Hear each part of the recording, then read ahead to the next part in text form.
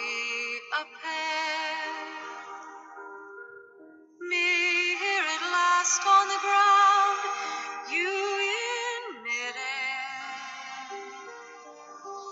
Where are the clouds? Welcome, everybody. It's Warhammer Sean. I'm here to talk to you about the next Harlequin installment. I think all of us were probably hoping for a little bit more in the White Dwarf. It looks like we just got one unit. They're called Skyweavers, and they are the Harlequin Jetbikes. They're not like the old Harlequin Jetbikes back in Rogue Trader when the metal ones, which I was kind of hoping to pull out and use again, but I'll have to modify them if I'm going to. These start out at 2 units at a base 100 points, and they're Weapon Skill 5, Bliss Skill 4, Strength 3, Toughness 4, Wounds 2, Initiative 6, Attacks 3, Leadership 9, and a 4+ saving throw. Now they do have holo suits, so they do have a 5-up invuln save, and they have Mirage launchers, which is a once per game. They get a 4+ invulnerable until their next movement phase. Now it's just against shooting attacks. And then the Skyweaver Jetbike, which has Shuriken Cannon on it, which is the same as the Eldar Shuriken Cannon, 24-inch range, Strength 6, AP 5, Assault 3, Blade Storm.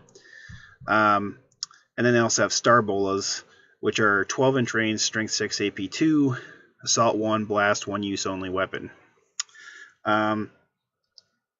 They may have up to 4 more Skyweaver Jetbikes, so a total of 6. And any model can replace their Starbola with a Zephyr Glaive, which is 10 points. The base model is 50 points. The Zephyr Glaive is +1 strength on the charge and AP 2 on the charge. If it's not on the charge, it's strength of the user and AP 3 melee weapon. Now they have 2 profiles depending on what they do. Now they do have special rules: Fear, like all Harlequins, Furious Charge, and Hit and Run. Now where is this important with the Zephyr Glaive? And some people have been talking about it, others haven't. Before we do that, though, I'm going to talk about you can upgrade the Shuriken Cannon for a Haywire Cannon for 5 points, which is a range 24, strength 4, AP 4, heavy 1, blast, Haywire. I guess I'll talk about that one first. I guess it's possible you could use it. I guess we haven't seen the rest of the codex, so we don't really know what they're going to kill or be able to kill as far as vehicles go. But I think with the Harlequin troops, you could, pack in enough fusion pistols potentially to handle it. I don't know. These bikes are already expensive as it is. I don't know if I want to spend the points on a Haywire Blaster, plus it's a blast weapon. I'd rather just roll the hit and just hit on a 3-up and do something with Haywire. But the blast, you have to roll the hit, so you could potentially scatter. Yes, you potentially could hit more than one vehicle. Yes, it can have effects on troops too, because it's strength 4, it's AP 4. But I think for me, I'll be sticking with the Shuriken Cannon for the most part, because most of the time I think they're either going to be an annoying unit or they're going to be turbo boosting forward or on the sides, kind of to try to get weaker back troops. And I really don't need those guns as much as I need to just assault, potentially. There's been a lot of talk already. I do think we don't know exactly how they're going to be used because we haven't seen the whole codex yet.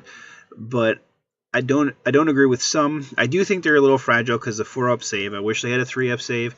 Maybe they're just trying to go halfway between. They're trying to go like an Eldar Jetbike, which is 3-up, and a Dark Eldar Jetbike, which is 5-up. They've kind of mentioned that the Haywire and the Shuriken are kind of like halfway between the 2 bikes, and that the Harlequin Jetbike has things similar to both Eldar and Dark Eldar Jetbikes.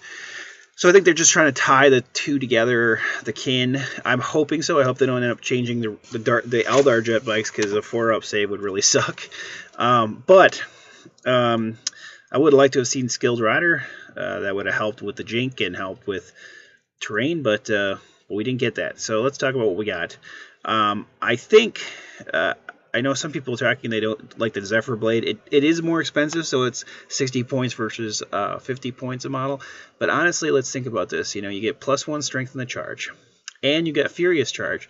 So we're talking about a Strength 5 assault, which is pretty good, and AP2. So you're going to kill some stuff, and potentially even a small unit of, like regular Terminators. I wouldn't assault the ones with the Storm Shields. I think there's too good of a chance they're going to survive and smack you back, and then you're going to die because you only have 5 up invuln. But, or a weakened squad or a squad of orcs or low armor things I think you could take out. And, let's think about it. You got hit and run, so when it comes back to going back to your turn, you play, you assault, you stay in combat, potentially, or potentially want to get the hell out of there. But if you stay in combat and then you need to get out, you can get out, and then you can charge them again and have that AP2 Strength 5 weapon again. Now, if it's going that long in close combat, these bikes probably aren't living that long, but it's an option. I think they are going to be good, annoying units, and I think with the Harlequins, you got to keep as much stuff as you can alive, but at the same time, you're going to have to sacrifice things, and there's going to be so many things that are going after the opponent. They're going to have to choose their targets carefully. Do they shoot the bikes, or do they shoot the solitaire, or do they shoot at the troops and try to, we still don't know the transport yet. Hopefully, it's decent, but do they shoot at the troops, or is the warlock or the shadow weaver, is she going to help the troops stay alive more? I mean, we just don't know yet. But initially, I was really disappointed. Initially, I was still bummed about it. I'm still a little disappointed in the point cost and the 4-up save. But we got to deal with what we got. And I am just happy that we're getting a Harlequin Codex. I'll probably play it no matter what, because Harlequin's my first army and I love them. So I'm going to play them. But are they going to be for everybody? No. Are they going to be top tier army? No. Are they going to be mainly allies with Eldar and Dark Eldar?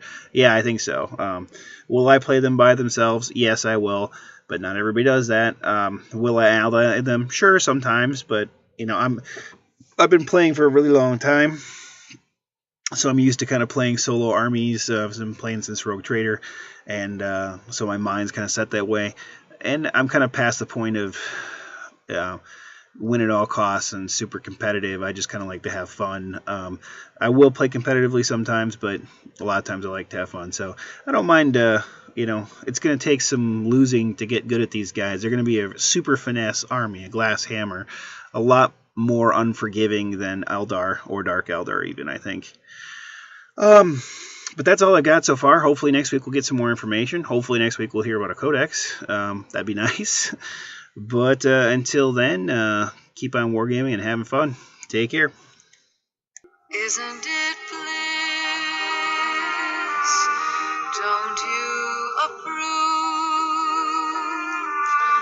One who keeps tearing around, one who can't move. Where are the clowns? There ought to be clowns. Goodbye. Goodbye. Goodbye. Goodbye. Goodbye. Bye-bye. Goodbye. See ya. Bye for now. Bye for now. Goodbye. I like bottoms.